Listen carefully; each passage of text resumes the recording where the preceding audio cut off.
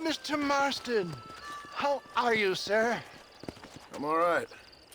I met up with your friend, Seth. Oh, Seth of the Dead. Yes, interesting fellow.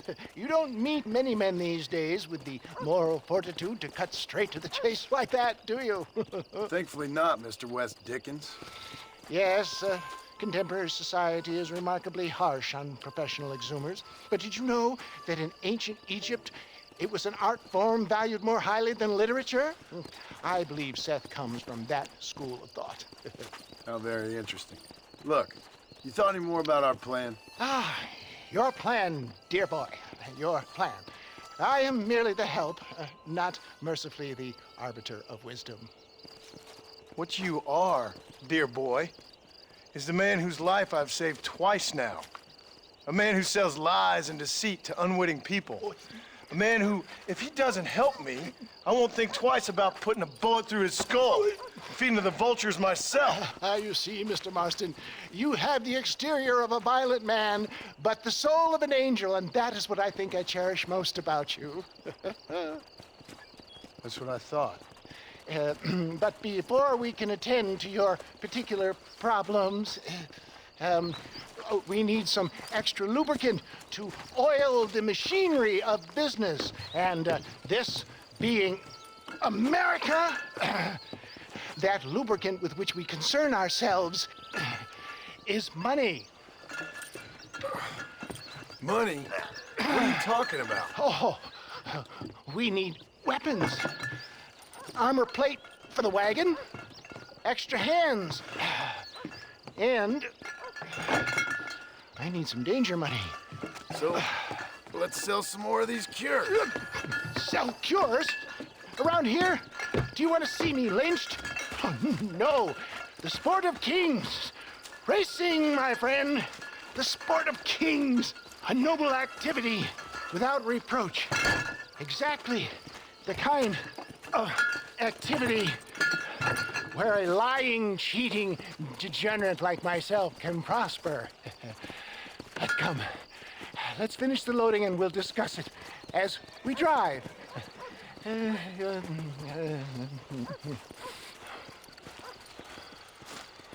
Now, sir, tooth gap, tooth breach.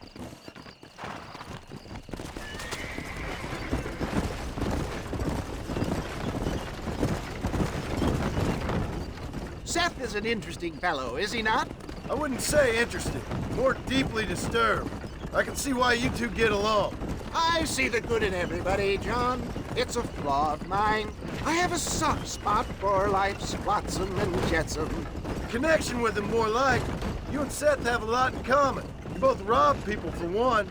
Mind you, at least he waits until they're dead. Oh, my dear boy. Nobody is more critical of drinkers than a drunk who's mended his ways. What are you talking about? Come on now, John. I've heard about you. You spent your life robbing people. It's a little inappropriate to be taking the moral high ground now. I had the courtesy to put a gun in their face. Whatever helps you sleep easily at night. We stole from those who had too much. Tried to give to those who had too little. A Robin Hood with spurs. Oh, romantic. You expect me to believe that poppycock? Maybe I'll have the good fortune to be able to leave my nefarious life behind one day and work on the government's dime. Don't talk about things you don't understand. Dear, oh dear, simmer down, my boy. You need to start appreciating your friends more. Folks around here don't see you as any different from Bill Williamson. I didn't think I'd have to huckster snake oil and dig up the dead, that's all. Take it from me, John. Collaboration is the key to success. I can help you. Seth can help you. It's business. Nothing more, nothing less. There's no need to make it quite so personal. Suits me.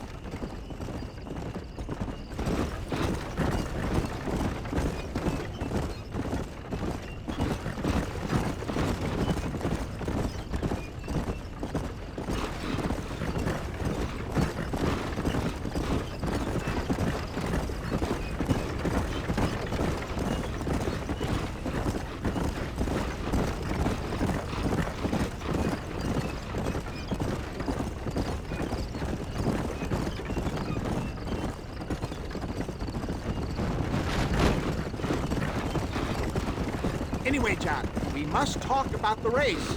Yes, the race. Oh, come on. Time to purge that negativity and start thinking like a winner. You're going to have a whale of a time. They've been holding these chariot races in New Austin for as long as I can remember. And we need the money. Why aren't you racing then? Me? Oh no, not my thing at all. You have already proved yourself more than adept at the reins, my dear boy, and under some stress. These races are Byzantine in their ferocity, and the terrain is treacherous. People will do just about anything to win. Men die. It's a marvelous spectator sport. Sounds like fun. And you are my wild card, John. They won't be expecting you. So what's your role in all this?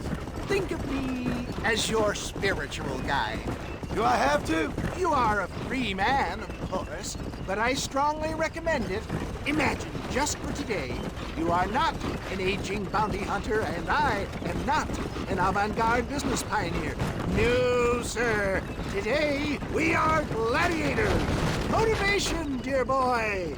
I'm definitely feeling motivated to get the hell out of here.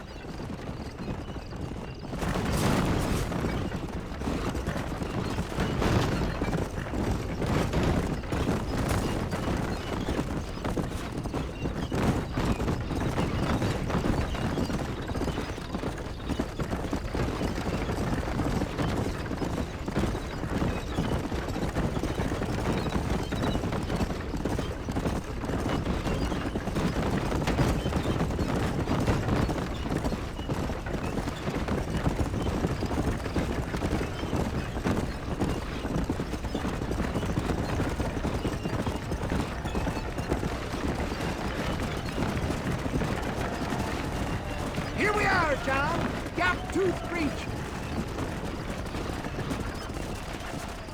Easy does it.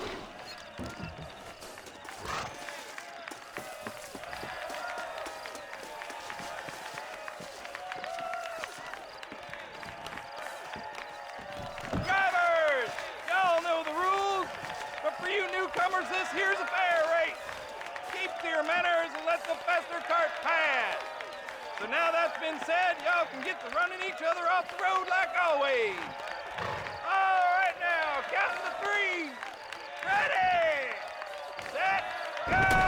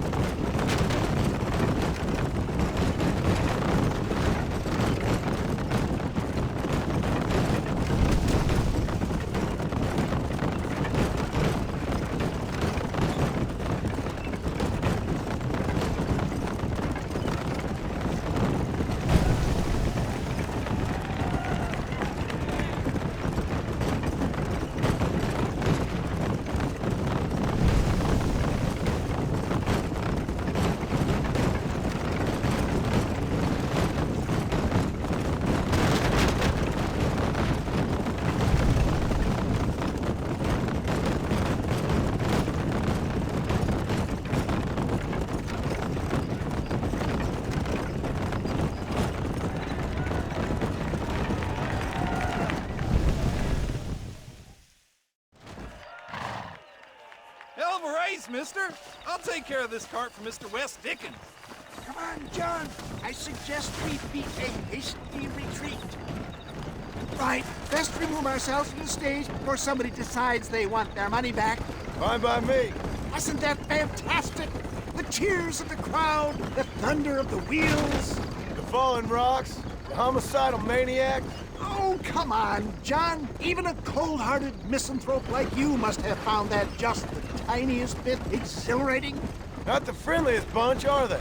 They take the racing very seriously in these parts, and your participation was not entirely pre-approved. That was clear. Ah, sport, war, and heartache. The guilty pleasures of mankind since the dawn of time. I'd get away from the men we just swindled before you start waxing too lyrical. Yes, of course.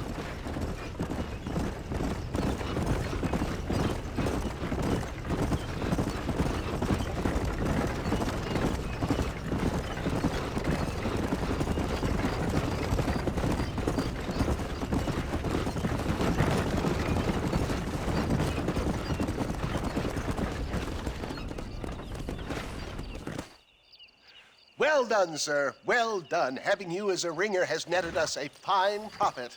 We seem to be wasting time, old man. Oh, patience, my friend. The Trojan horse cannot run before it can walk, if you'll forgive the metaphor. Next, we need to procure some grand and overwhelming firepower. And for that, you need to contact an old friend of mine. Goes by the name of Irish. Irish. Yes, he's an interesting kind of fellow. He usually can be found in Armadillo or some other town around here on some bacchanalian revel or such. Great. An alcoholic arms dealer. What could be better?